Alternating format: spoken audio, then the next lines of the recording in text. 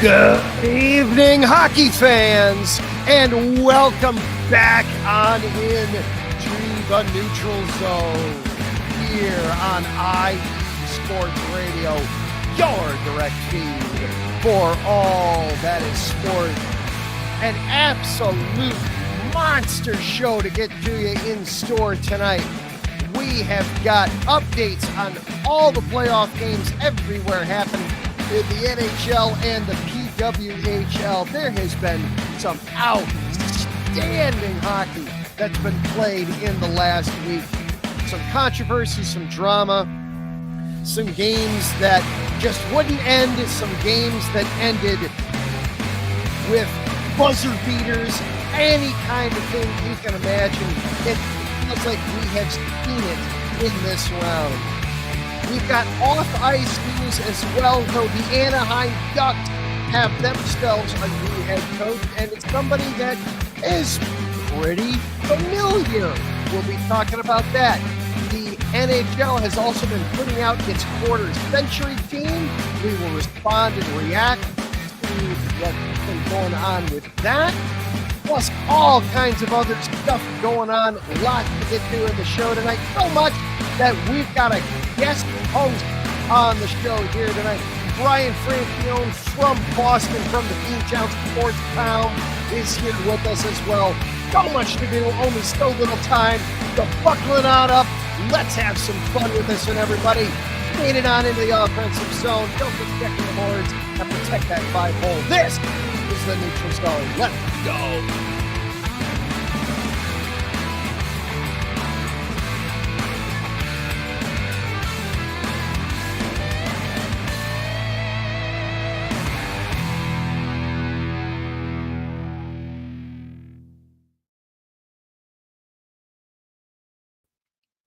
And hello and good evening, everyone, and welcome back into the Neutral Zone here on IE Sports Radio, your direct feed for all that is sports. I am your regular host, Adam Karnick. Zach Puplis has got the night off, so that means we've got some extra help on the boards here tonight. Brian Francione from the Beantown Sports Pound is on hand with us to talk some hockey. How you doing tonight, Brian? I'm fantastic, Adam. I don't pronounce my A's, so I'm sorry to your national natives, but I may be a Bruins fan, but I know the national scoop very well, and I keep in tabs with all four of our major sports, and I can't wait to be on the show tonight. I love some hockey playoffs. It is exciting, especially some of the throwing game sevens we had a few weeks back.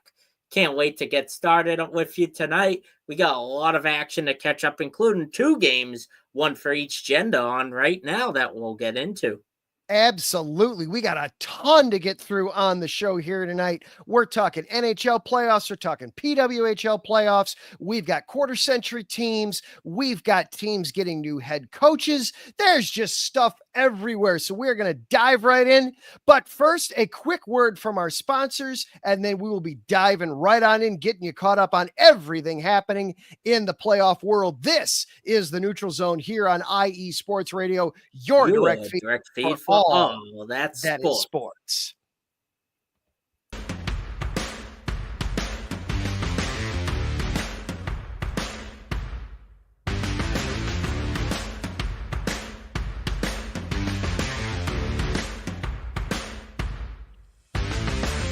IE Sports Radio fans, this show is brought to you by Planet Jerky Premium Brisket Beef Jerky. Planet Jerky is the official jerky of the 2022 California League champion Lake Elsinore Storm, Single A affiliate of the San Diego Padres. This all brisket jerky has gluten-free options, contains no MSG, no sodium nitrate, is low in sugar, and high in protein. Go to their website at planetjerky.net and follow them on Instagram at Planet Jerky. Planet Jerky, the jerky that's on a whole other planet.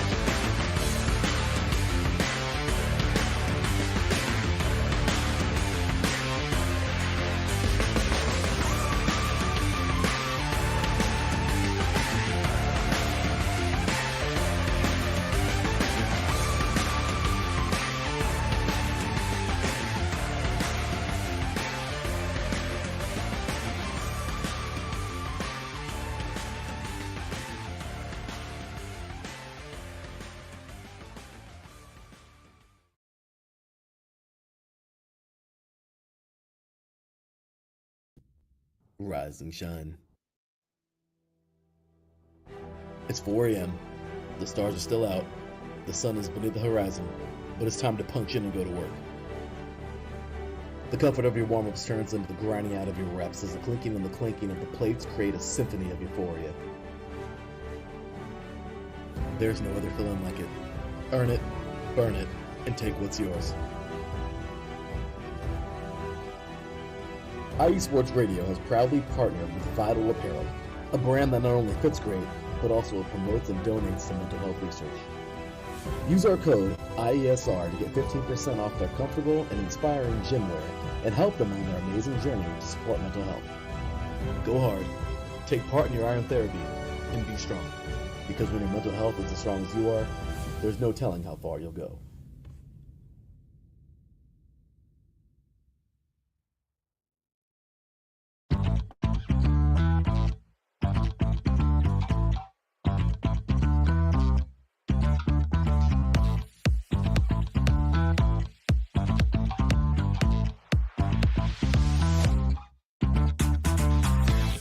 Hey there, IE Sports Radio fans. Be sure to check out our sponsor, Seal the Deal Wax Seals by Cecilia B. You just finished your very own wedding or baby shower invitations and you're looking for that extra special touch? Maybe you just wrote a letter to a relative or a friend and you want to add to their smile when they receive it. Then seal the deal with Cecilia's handmade sealing wax stamps for your invitations, letters, and gifts. You bring the deal, we'll bring the seal. You can find them on Instagram at @sealthedeal_wax stamps and on Facebook, Seal the Deal Wax Seals.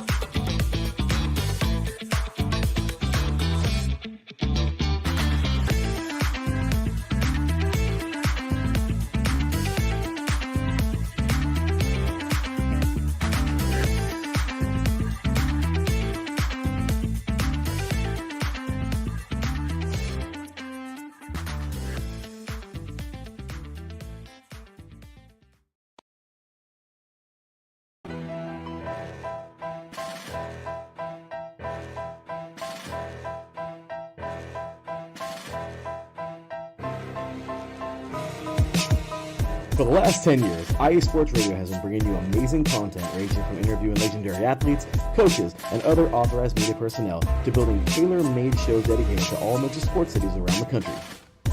Make sure to follow us at IE Sports Radio on X, Instagram, Facebook, TikTok, and YouTube to keep up with the latest in sports and with all of our shows. Also, make sure to check out our daily updated website at iesportsradio.com. At iesportsradio.com, you can see our daily show schedule and check out all of our show pages with personal bios to learn a little bit more about each of our awesome hosts. In addition to our show pages, you can catch the IE Sports Radio blog, Hall of Fame, Fans of the Month page, and our merchandise shop including t-shirts, tank tops, caps, long sleeves, hoodies, and more. For now over a decade here at IE Sports Radio, we've continued to be by the fans, for the fans, and we thank you all for your support and for making IE Sports Radio your direct feed for all that is sports.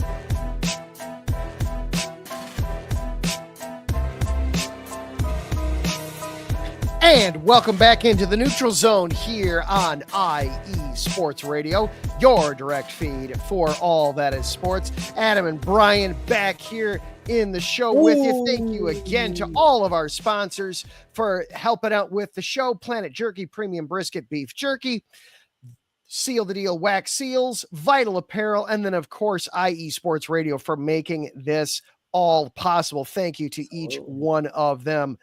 You heard how to follow along with the show on social media there. You can follow along on Twitter, Instagram, Facebook, TikTok, and YouTube by searching at IE Sports Radio. If you're watching on YouTube, be sure to like and subscribe. When you do, just say that you're here because of the Neutral Zone. We like that. It's a little feather in our cap, makes us feel good about it. You can also follow along with this show on social media as well. We are at IESR Neutral Zone on Twitter. You can also follow along with me personally. I am at Adam_Karnick. When Zach is with us, he is at The Pupless. Brian is also available for us on social media. He is at Beantown_IESR as well. Well, Brian, we always like to start off the show with the scores relative in tonight's hockey games. It's really only 2 games going on tonight that are big to keep an eye on.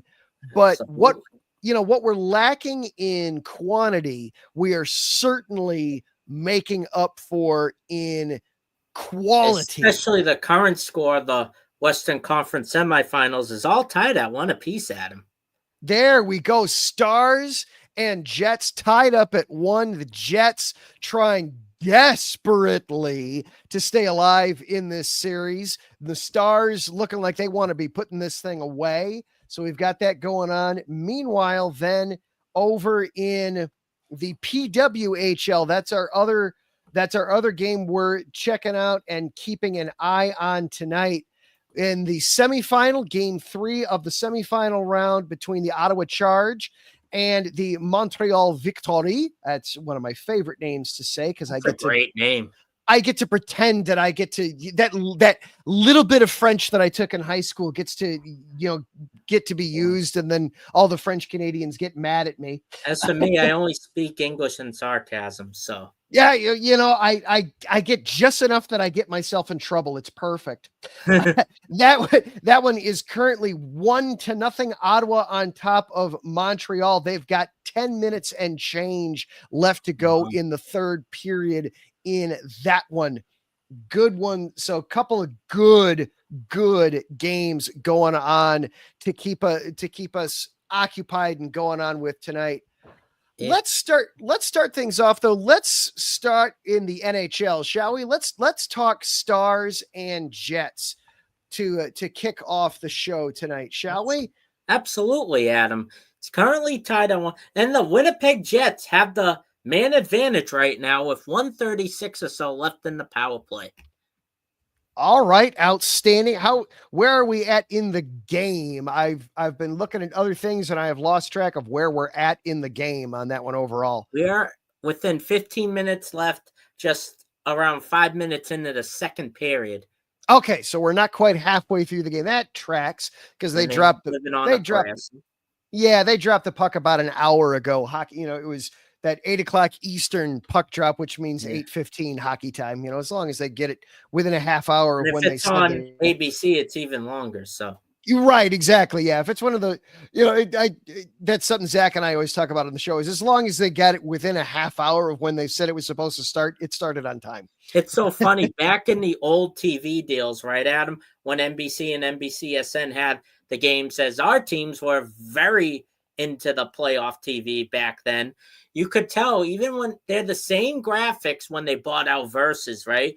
They use NBCSN and NBC banners, but you could tell it was the difference when it was on NBC because it always started off at least 20 minutes past 8 or 3 o'clock when they had the game. When you had Doc Emmerich calling, you didn't care anyways. Well, yeah, it was, you didn't care. You knew it was they're trying to build it. They're trying to hype it. All right, well, we'll deal with it. We'll just, you learn and you move on and it's all fine. But so we've got going on. So our goal scorers to this point in the game, as I pulled up the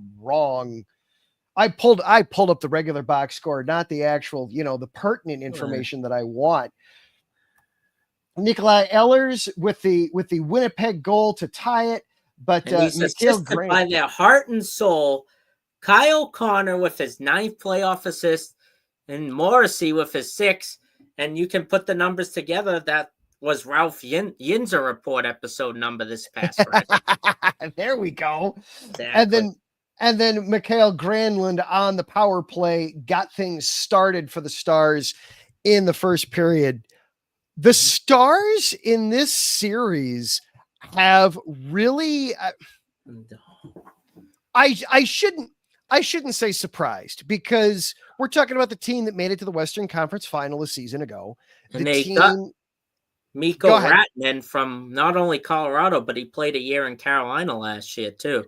And Rantanen has been playing so well in these playoffs too. He has been a beast. He has been an absolute monster these playoffs too. What I forget the stat exactly how I saw it, So this is gonna sound like a little hollow, and I apologize for it.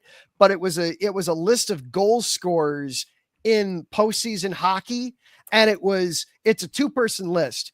It's Mikko Rantanen and it's Wayne Gretzky, and that's the And list. Mario Lemieux, I think, was on that list. I know what I can trace the statistic you're talking about, but it's just the level of scoring that we've been seeing from Rantanen in these playoffs have been so impressive, and the team is it's such a strong team.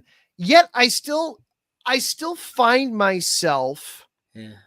and maybe this is just me with my wonderful naivety and all that. I expected more and better out of Winnipeg in this series. It feels to me a little bit more in this series like it's more Winnipeg's failures rather than Dallas's strengths. Am I being fair by saying that, or You are being off fair base? because it's like that in the other conference too. But Winnipeg did win the President's Trophy, as Kyle Connor has been unbelievable all season long for them, face of that franchise. But Hallebeck, they showed a statistic on ESPN right before they went on the air. Has not done well on the road at all, where the Dallas goalie has done phenomenal at home. Yeah, that right there is so key too. It was Otterlinger has been phenomenal at home for these Dallas Stars.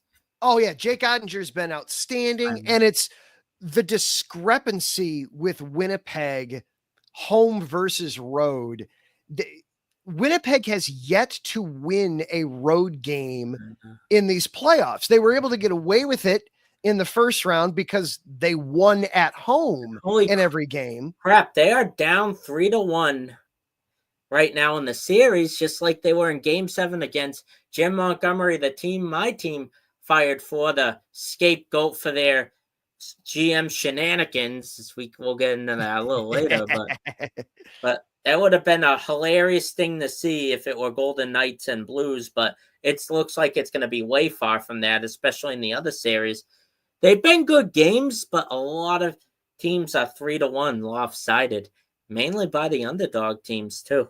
Yeah, that's been something as we kind of zoom out and let's look at the second round as a whole here. Yeah, we've been seeing a lot of road teams having success. We saw Dallas take game 1 in Winnipeg. We saw Edmonton take the first 2 games against Vegas, and then Vegas turn around and take game 3 in Edmonton. They just avoid overtime when there was a goalie review that Saturday too, as I was. Yeah, we're gonna have to talk about that game in and of itself a little bit. That Edmonton Vegas game 3 a little bit. We're gonna have to talk about that one on its own a little bit. But then we're looking Washington and Carolina. Carolina took the first game in Washington to flip the home ice script in that series. There's just been so much of the road teams winning here in this second series. The only series that's gone chalk, if you will, to this point is Toronto, Florida. The home team has won all 4 games in that one. Otherwise, it's been road success everywhere. Hockey in the playoffs, there's 3, maybe 4 guarantees in life if you had NHL scenario. Death, taxes, Kings and Oilers playing each other in the first round, and Brad Marchand destroying Toronto in clutch scenario.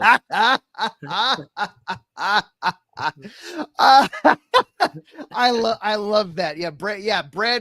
Brad Marchand just getting under the skin of everybody in Toronto. It doesn't matter where he winds up. He can't escape Toronto. It's funny when I saw a meme on social media on my personal Facebook account, I saw when Toronto was up against Ottawa 3-0 before they lost the 2 games and then won Game 6 where everyone was celebrating, obviously, and they showed Toronto Maple Leafs when the Bruins don't get in. It's a picture of the 90s USA basketball team with Michael Jordan. That dream team. Yeah. The dream team. Absolutely. That's all the money they flowed there. into Mitch Marner, getting Tavares a few, and you get their face, Austin Matthews, who needs to step up in the playoffs if they're going to go further. Yeah. For Toronto, absolutely. Well, the big thing is Austin Matthews hasn't scored yet in this second round. You know, he's one of the greatest goal scorers in the NHL regular season until the playoffs come in. Yeah, and then he's just crickets. And then he's crickets. I keep falling into the trap every year of I look at it and it's this is going to be the year for Toronto. This is going to be the year, which is the hockey equivalent of saying it's the Cowboys year. It's time for them boys to come back, or the Yankees. Yeah, exactly. Look, if you go up north, you know how football's big on Sundays here, and we're all into it in IE Sports Radio, but Saturday night hockey is big as like Sunday football here. Oh yeah, absolutely. Yeah, you get into that. You get into the weekend hockey stuff, and oh my goodness, in Canada, it's wonderful. It's beautiful and amazing. So of the second round, as we cruise through here, do you have a personal favorite series so far, as we've kind of just talked about each of them real fast there? And I'm obviously going to go the predictable route since I'm wearing, not just because of my team, but the Toronto-Florida series has been awesome. The games have been close. Even when one team goes above, the other team comes back. You can't ask for that, as they had overtime in Game 3, but Carter Vanahy has been phenomenal for the Panthers. Yeah, and that series has been controversial, if we want to put it that way. You know, all the physicality going on with that series. You know, Florida is never afraid to be the physical team. You know, they're that team that just wants to get into a fight, into a scrap in seemingly every series. And if there's two ways around that. It's either to try to match them physically or just try to skate so quickly that they just can't afford to be that physical with you. And Toronto doesn't seem to be doing either. If this was like all-star rules or like some youth hockey rules, the no check-in rules, Toronto would obviously advance past this series, but Florida has an edge on their defense and their physical. Can't forget the Bartov, too, of Florida is outplaying all of their D lines. Oh yeah, they're going so well there. Oh yeah, absolutely. And obviously, Sergei Bobrovsky has been a phenomenal playoff goaltender. I know that from experience. But he had a shutout this past night. He had 23 saves for the Panthers in their win against Game 4 against Toronto. Yeah, I mean, playoff Bob is a thing. Playoff, not that he's bad in the regular season, but Bobrovsky is always able to just elevate to that next level. It was a phenomenal pickup for Florida at the time, and it just keeps paying off. Typical, like Bob the Builder putting on the helmet. Can he fix it? Yes, he can. Exactly. That's exactly what it is. Absolutely. My favorite series so far, though, has been that Edmonton Vegas one. And Game 3, that was an awesome thriller Saturday night series. That was as much fun. I mean, if you want to get anybody hooked into hockey, first of all, show them playoff hockey. Well, that too. But find playoff hockey and then just show them Game 3 between Edmonton and Vegas. That was the scoring started so hot and heavy and fast. Edmonton jumped out to NHL games where you have periods where there's a lot of scoring and you have a period later or before when it's very physicality in the hits with the fighting when those teams don't like each other. And you can see that with Vegas Edmonton because people on the East Coast don't realize how good the West Coast team, minus the Sharks, are in the high scoring games, and because games are on so late and they get the East Coast bias in the States. But you can't pick against Edmonton, no matter how their regular season record is, because you got not just one face of the franchise. Connor McDavid's trying to be as big as Crosby and Ovechkin and as big as Gretzky is. He made it to the Cup, but you also got Leon Draisaitl, who isn't talked above like a face of the franchise type player. He's kind of like Jaylen Brown to Jason Tatum minus, as it made headlines for the wrong reasons, but just to go to show you a big example. Oh, yeah. Draisaitl is it's so easy because obviously McDavid and Nugent Hopkins get the overwhelming bulk of the attention, but Draisaitl, I mean, you don't want to forget about him either. He will that Edmonton team can get you from everywhere at all times, except that they have Stuart Skinner in net, and that's a problem. That's always a problem for Edmonton, and you get down to the game winning. Now, I do want to talk about that game 3 game winning goal for Vegas for just a moment, because I saw a lot of Edmonton fans and then a lot of hockey fans ragging on Skinner on that one. And I do want to give him a little bit of leeway on that goal.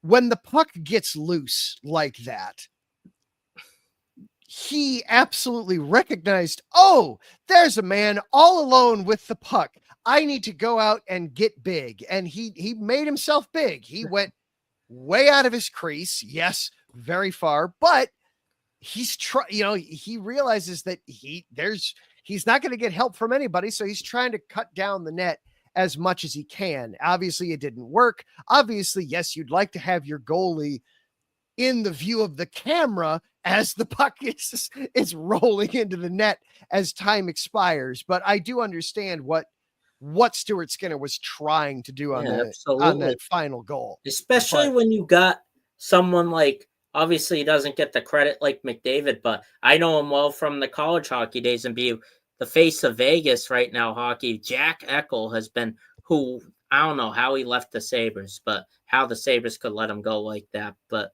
he's been a phenomenal assist guy, making a bunch of plays. And you got Alex Pietrangelo leading that D physicality in the Golden Knights at T-Mobile, which is very hard for teams to overcome. Then you got, I know him that well, Bruce Cassidy coaching, hard discipline coaching, which sometimes those kind of guys wear themselves out, as you got John Tortorella who bounces from team to team. Yeah, no kidding. But it's Vegas all the teams at this point are certainly contenders and teams to watch out for. It's what makes the playoffs so much fun. Yeah. They're not the only ones going on, though, as we've been having some terrific hockey also being played over in the PWHL. Now, a reminder that with the PWHL, it's a best of 5 in their series. They're not doing best of 7. They're doing best of 5. And I learned the hard way in the regular season. A regular season win gives you 3 points, not the 2 points, no matter what, like the NHL. Yeah. Yep. Absolutely. They do the more international Olympic type scoring where it's there 3 points assigned every game. If you want them all, you better win in regulation. Otherwise you're only getting 2. You're only getting 2 out of that. So absolutely. But their playoffs have also been nothing short of thrilling, exciting, dramatic, all those things, as Ottawa and Montreal are going on right now in game 3, as I'm going to get us caught up here, that it is still 1-0 Ottawa with a minute and a half left to go in the third. So the Ottawa Charge looking like they're going to go up 2-1. But we got to talk about game 2 a little bit in this series, because what a game 2 was. Montreal, the number 1 seed in the PWHL, which means, remember, it got to pick its first round opponent. Montreal is playing Ottawa because Montreal wanted to play Ottawa in the first round. That I don't want to have to leave their country, so Or they felt like, hey, given the opportunity, Ottawa versus Minnesota, we think we'll have an easier time beating Ottawa than Minnesota. Don't forget, Minnesota won the inaugural PWHL last year over the Fleet in Boston. Absolutely. Yes. The very first Walter Cup went to Minnesota. My in-laws were all very excited about my wife's family is all in Minnesota. So they were all very excited. I think I remember you having Glenn on the show, and he's a Minnesota guy, talking about how your in-laws are from Minnesota. Yep. We talked about that a little bit, and Glenn was outstanding in that conversation too. Mm-hmm. But we had in game 2, not 1, not 2, not 3, 4 overtimes to determine the winner in that one. Catherine Dubois, the game-winning goal in the 4th overtime of game 2 between Ottawa and Montreal. Whoa. What a game. And Montreal could very easily have won it in regulation. It was 2-0 Montreal at the end of 2. Ottawa came storming back, and the next thing you know, here we go. Here goes this for all the marbles. Because wild and crazy. Because one of the Fleet's last road games of the season was against the Montreal Victory, and Dubois was very tough on the Fleet too. Yeah, Dubois she's one of the best players in the league in the game. Good evening, Taryn Rodriguez from Set Point and SoCal Supreme, having some fun with us tonight. Good evening to you as well. Dude is just a huge workforce for IE Sports Radio. We'll try to determine, no matter how busy he is, to check on each and every show, promote it. Thank you so much, Taryn. And Jess as well. Thank you for tuning in and chiming in with us. Yeah, Taryn, I swear that Taryn doesn't sleep. We get alerts and posts from him literally around the clock. So I don't think Taryn ever sleeps. So thank you, Taryn, for checking in on us. I'll have to meet up with him to get a beer if he can get some pro volleyball team in Massachusetts. He makes me so excited to cover volleyball. He does a fantastic job with everything he covers.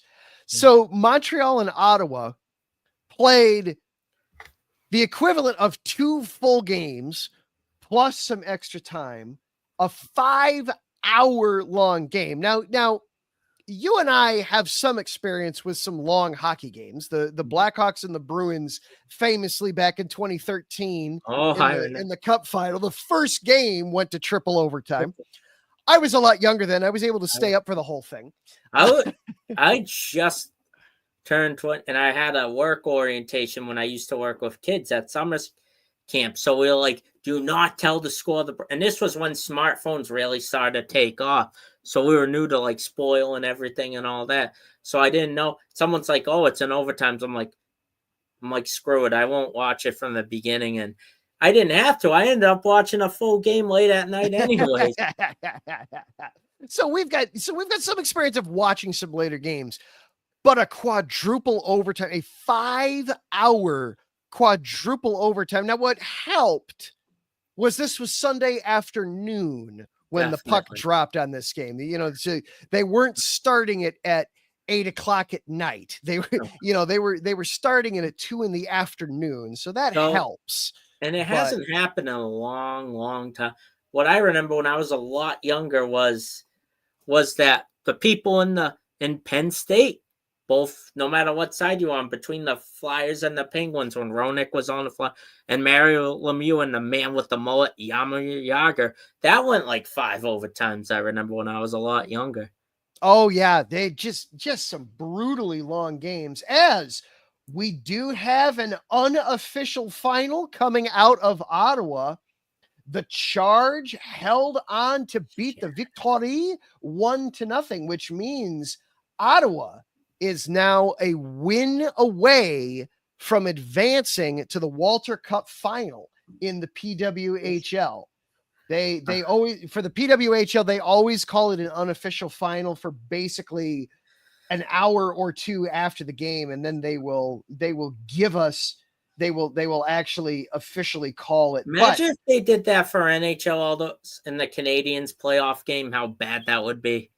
Oh, you got to They just called the police on Chara for crying out loud with a hit on Pacioretty.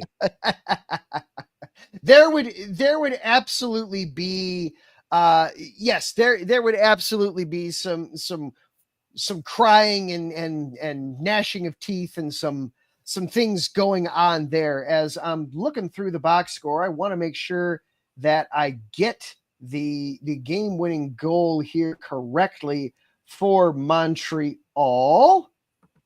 As that's one of the things about the PWHL is they give you a lot of information in the play-by-play. There we go. Manon McMahon, her first goal of the postseason with the assist from Gabby Hughes and Ranja Sevelinine, all their first points of the playoffs. That is the lone goal and the game-winning goal here in Game 3 to give the Charge the series lead. She's been saved 24 hours. She's a great goaltender. She's a phenomenal goaltender. That's why Montreal is in this position. Absolutely. Yep.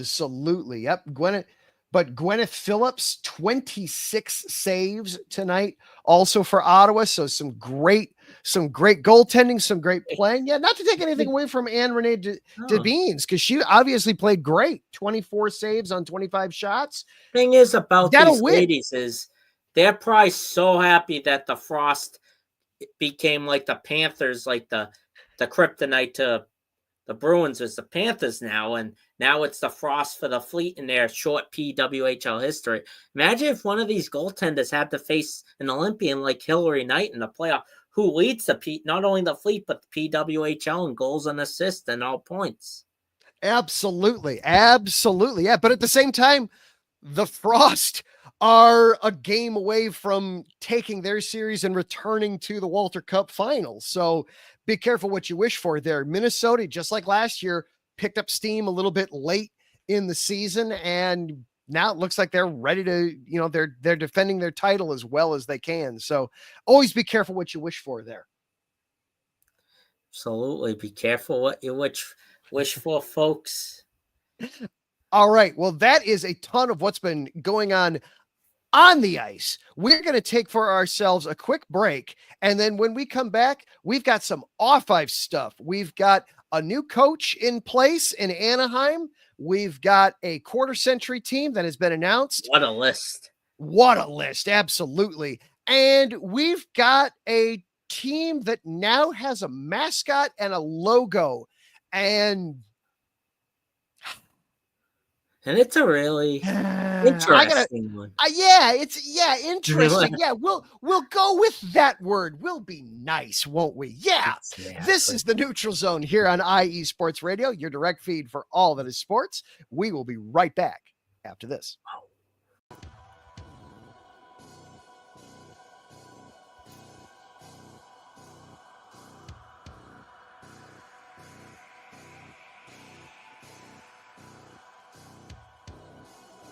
Are you a fan of Minnesota sports? Do you love the Vikings and hate the Packers? Are you a fan of the Timberwolves, Twins, Wild, Lynx, St. Paul Saints? Here on the Bold North Breakdown, we'll talk about all of those professional teams as well as all the college teams in the area. That's your basketball teams, football, hockey, volleyball, men's and women's sports alike. We talk about them all. Here on the Bold North Breakdown. Join me, your host, Glenn Ritter, every Thursday night at 7 p.m. Central to discuss all that is happening in the Minnesota sports scene. Here on IE Sports Radio, your direct feed for all that is sports.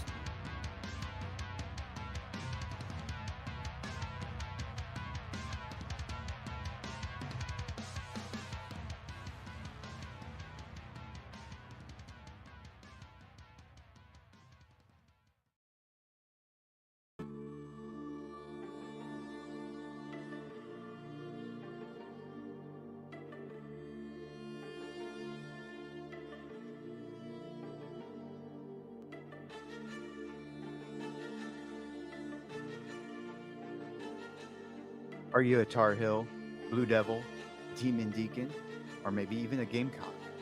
Do you cheer for the Panthers? the Canes, the Crown, and check out the Carolina Sports Update every week with me, Neil Curtis, to get the latest and greatest on all the sports action in the Carolinas. We'll be talking pro sports, ACC and SEC football, basketball, baseball, and everything in between. We'll even talk a little Formula One racing now and again. So, for the best hour of Carolina sports coverage, catch me each week on Carolina Sports Update with Neil Curtis, right here on IE Sports Radio, your direct feed for all that is sports.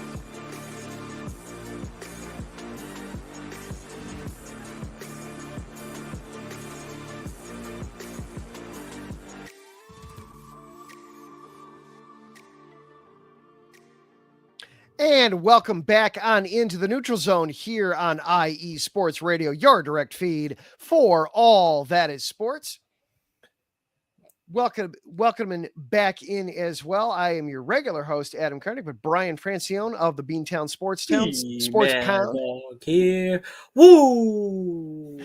Nice enough to stop in and spend some time with us tonight. Zach Puplis can have the night off. He is busy with a rehearsal tonight. That guy works a ton as well. So we talked a ton of all on ice stuff for the first 40 minutes or so of the show tonight.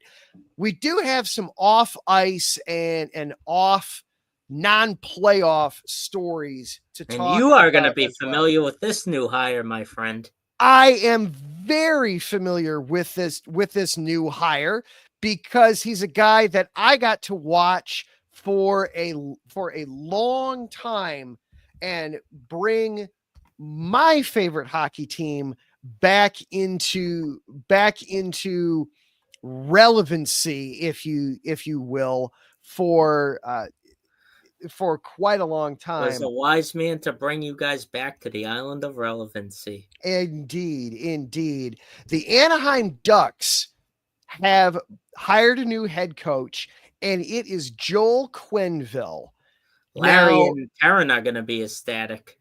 Yeah. Now I'm actually kind of torn on this a little bit because from a coaching standpoint, Zach and I talk a lot on the show about how in hockey we see a lot of retreads with hires, that you see a lot of guys that, are on their third, fourth, fifth franchise, and it's kind of, heaven forbid we get some new blood in here. And for Quenneville, purely hockey reasons, it makes all the sense in the world why you'd hire him. Mm-hmm.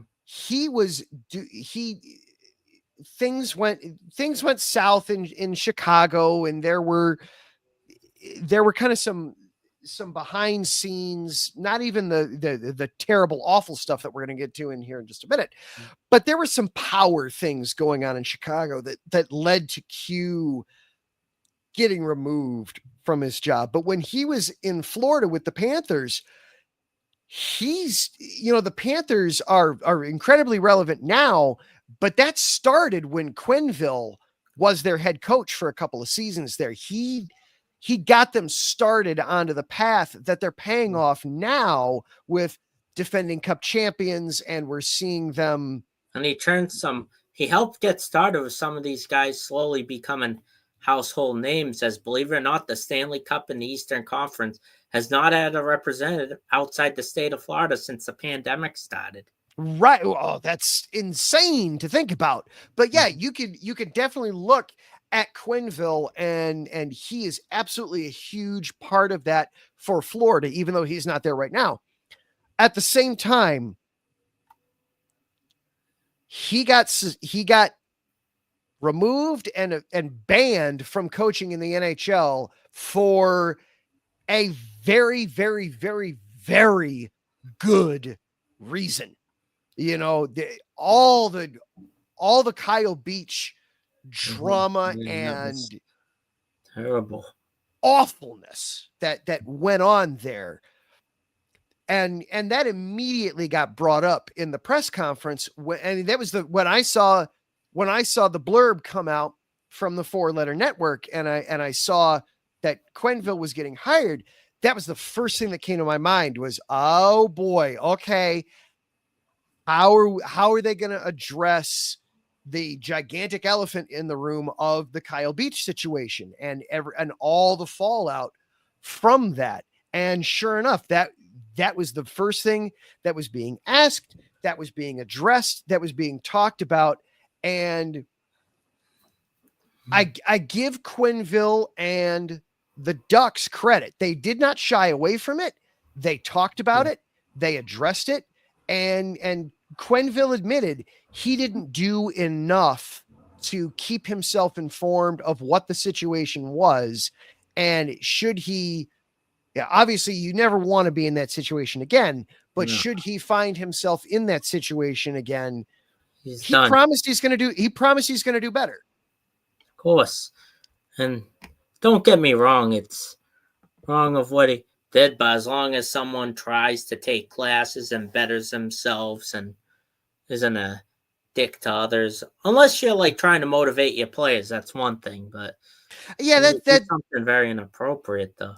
Yeah, and it was so. I made the comment. I posted on it in social media when that quote came out was, Quenneville saying he promises to do better. It was good. Now let's hold him to that promise. Let's make sure that he holds up his end of that deal. But from a hockey standpoint, I like the hire for Anaheim. They've been a franchise that's been struggling for years. Exactly. Really on the struggle bus. 2 years after the lockout, the fact that this was when NHL was at its all-time decline.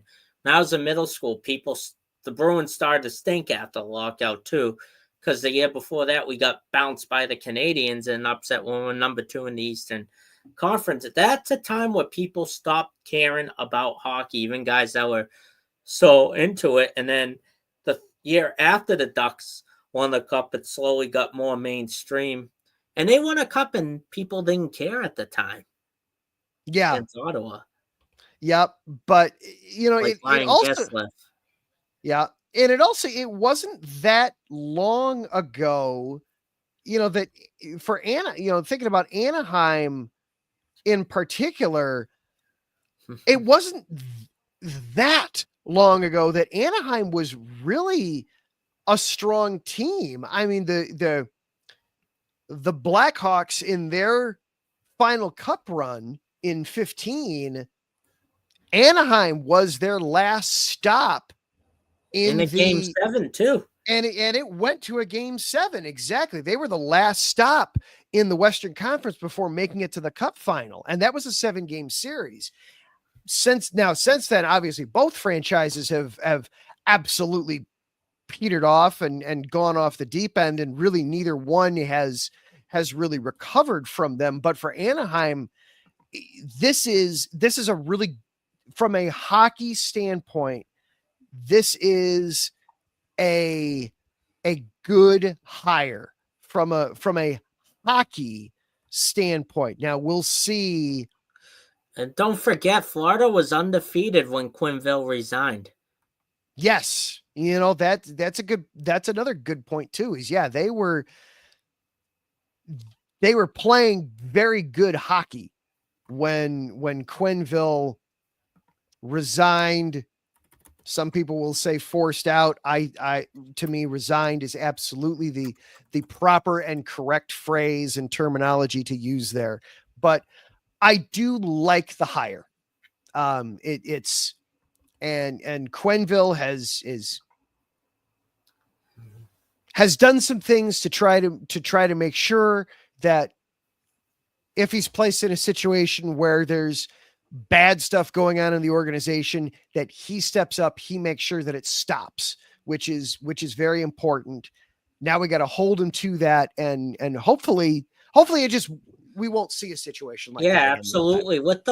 Out of all the 4 major sports, when there's drama in the locker room, obviously something broke out with my team that we'll get into little when we talk about their coaching situation, but NHL players, I'm not just saying that because we're on a hockey show. NHL players are usually good at putting drama aside at home. You don't see things break out like you do with NFL players or NBA players. There very much is a we mentality in hockey. Absolutely. All right, so we've had a lot of that kind of harder conversation there with that. Let's have a little bit of fun, shall we? Absolutely.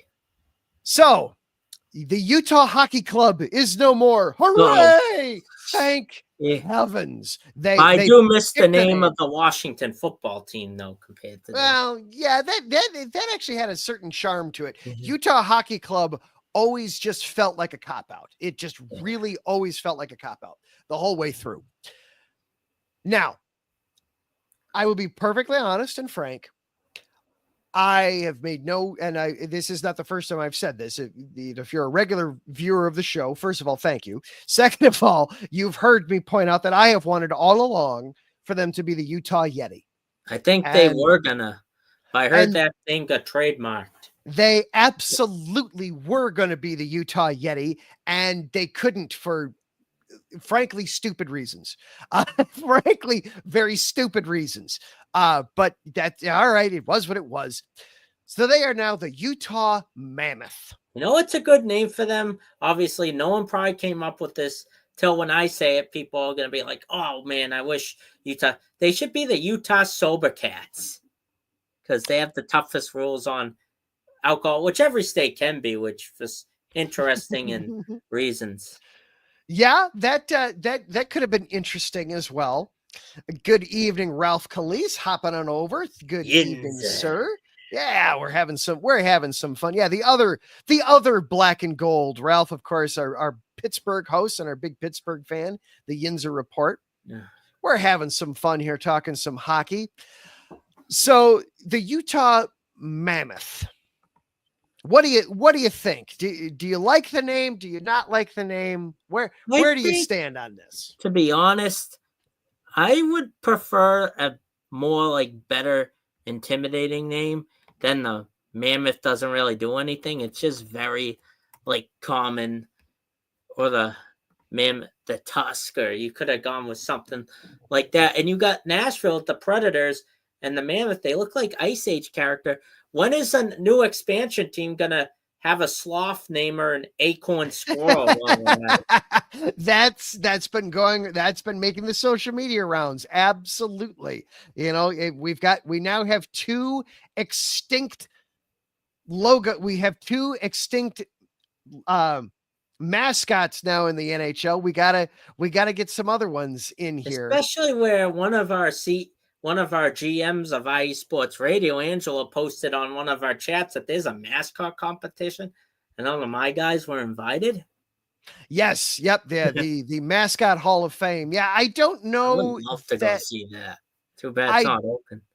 I don't know that the Mammoth is gonna make it at any point. We'll see what they do with the actual, if they do come up with an actual mascot. The logo itself, to me, but the color scheme's pretty cool though. Before the name, they did keep the color scheme, which that was a good, clean look.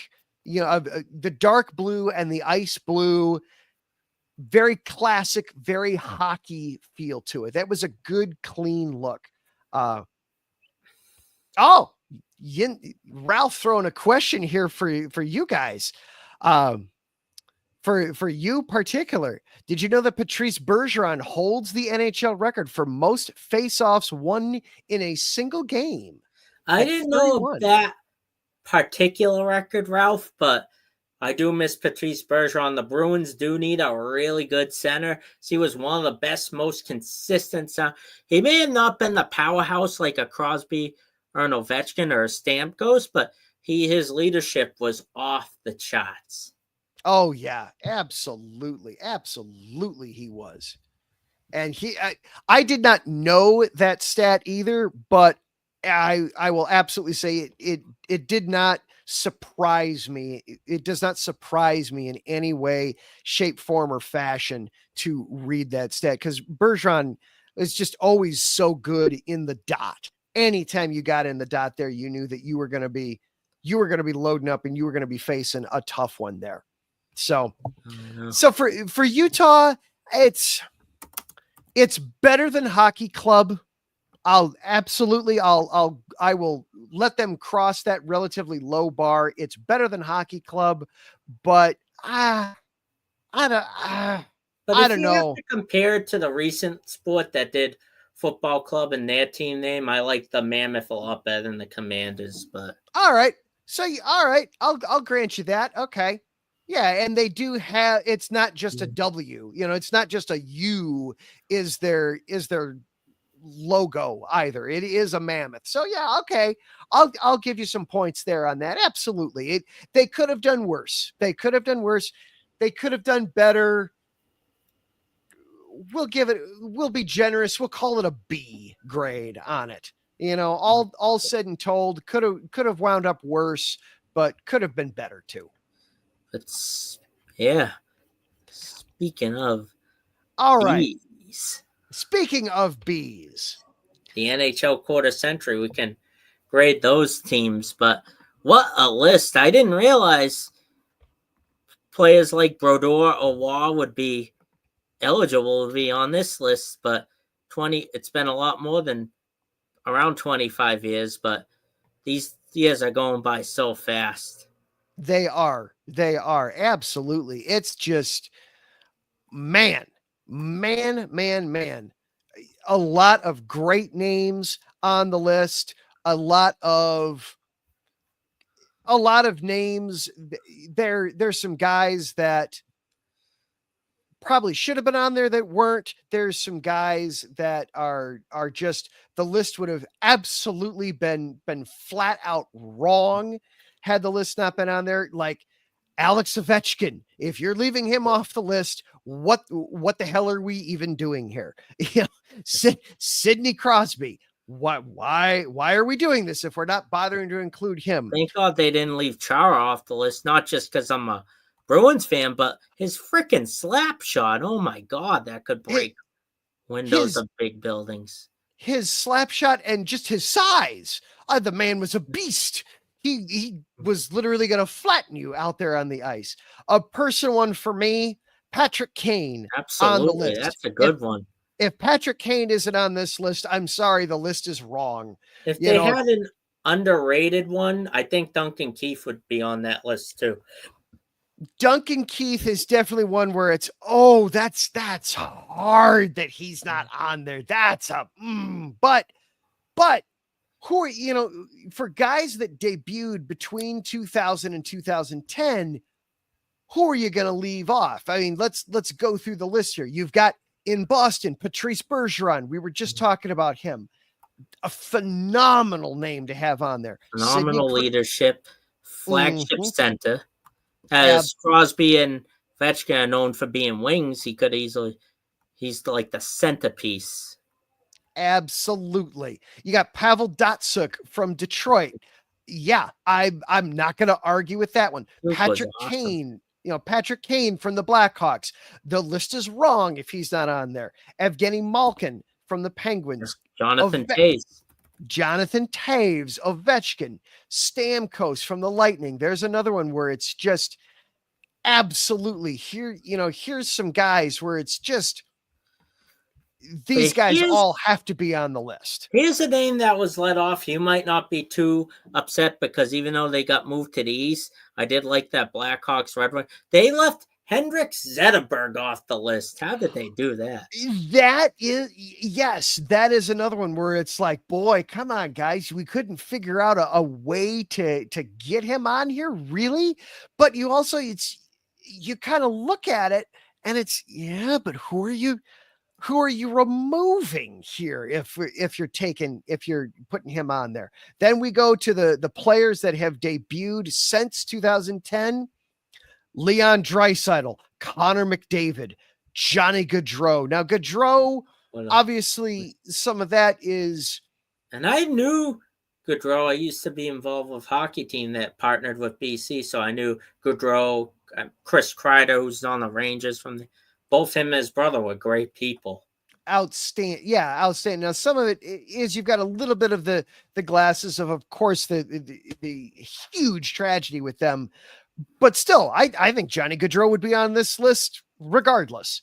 Nathan McKinnon from Colorado, Great one. Cale McCarr from the Avalanche. You know, they're just phenomenal names on these lists. Pretty shocking that team only won one cup in the past 10 years, especially. That was a great series between them and the Lightning a few years back. One of Stamkos last year, and Kucherov's one of his beginning, who's become the face of Tampa. But yep.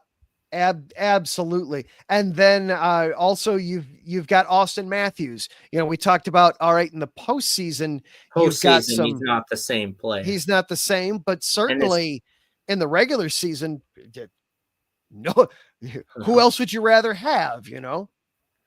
Yeah, but Mitch Marner could make the case too for that team easily. Yep.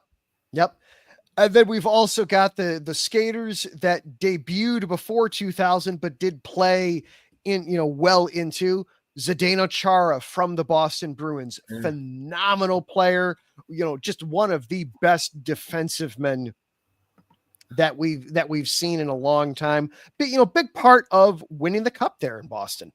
Absolutely. But speaking of guys who I mentioned, Zetterberg earlier, a key guy that got left out.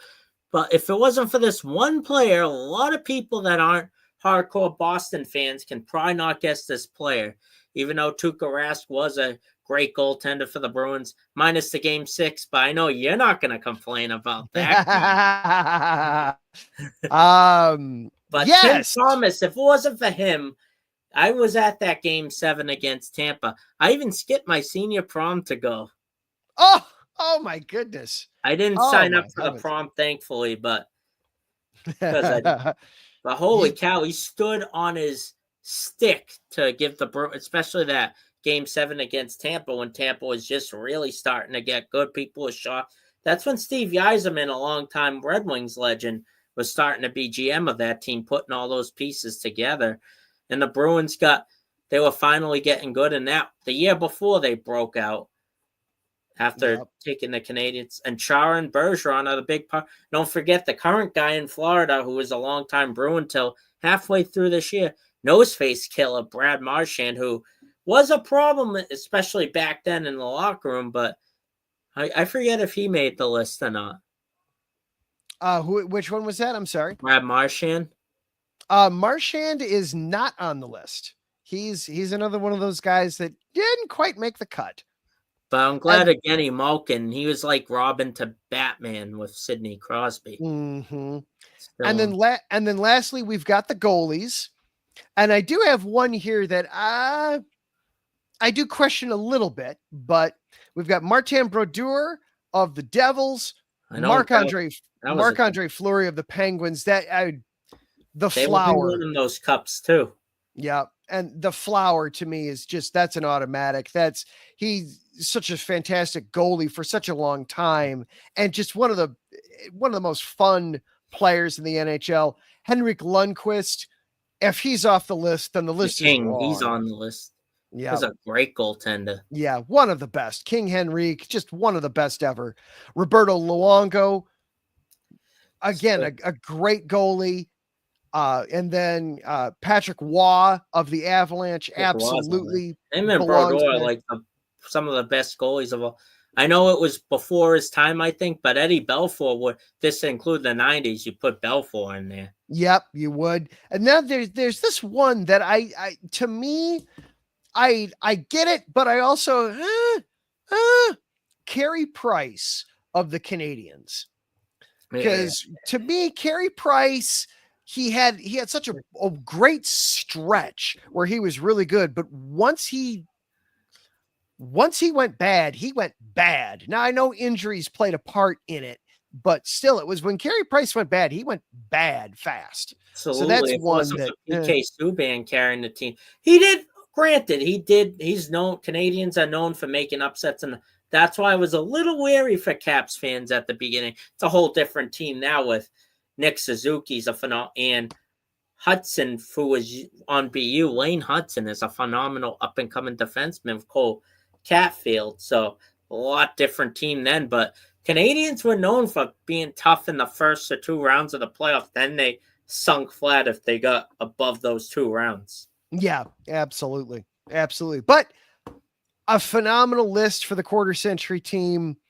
You're always going to have players that are deserving that just don't make the cut. Just it's the nature of lists like this. But with the exception of Carey Price, and even there with Carey Price, I get it. There's nobody there that I feel like, oh man, that was a huge mistake when they were naming those. Job well done. Job well done by the NHL. Before we go off the air, Adam, speaking of quarter of the century, if you've been following with my Beantown Sports Pound folks, I am starting a new initiative.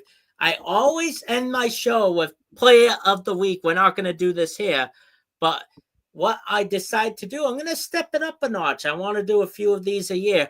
We're going to do Player of the Quarter. And what it is, I'm going to have one Revolution, the MLS team player, one Boston Bruin, one Celtic, and one Red Sox player. Our Revs player has already been nominated. And partnering with the Neutral Zone, I nominated 4 Boston Bruins players from the post-deadline to now. Obviously, 2 of them are very, very obvious. The other 2 is so tough because as you've been following the Bruins, the whole team blew up. A lot of locker room drama in the beginning. Of course, Brad Marchand is people are throwing rats down in sunny Florida when they win. But they also dealt Charlie Coyle, Brandon Carlo, Justin Brazeau. We did get some young European guys, and we got Lacko back, but the other 2 was very hard. So I decided to nominate. I'll show you my Beantown Sports Pound. The poll, if you see, it's hard to see, but you got Morgan Geekie, who was a pickup from the Seattle Kraken. He had a phenomenal year. It doesn't get talked about because the Bruins had a historical down year as they went to last place, and my dark horse is Nikita Zadorov. Part of the Bruins lore is they have a guy like PJ Stock in the 2000s, but guys like Sean Thornton and Adam McQuaid, who would always get the fans riled up and stick up for his players. I nominated him. The guy who did well got traded for Coyle through the Avalanche. Casey Middlestat had a point in a lot of these games. And of course, you can't forget our face of the franchise, who's still stuck together thick and thin, who produced a phenomenal goal point year, up in the top 5 goal. None other than David Pastrnak. Got to eat some pasta, put some sauce in it. Pasta. There you go.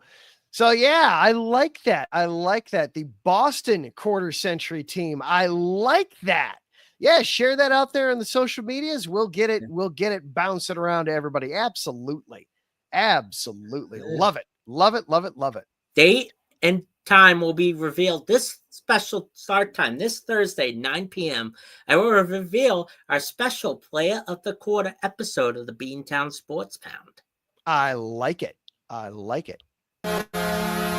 right.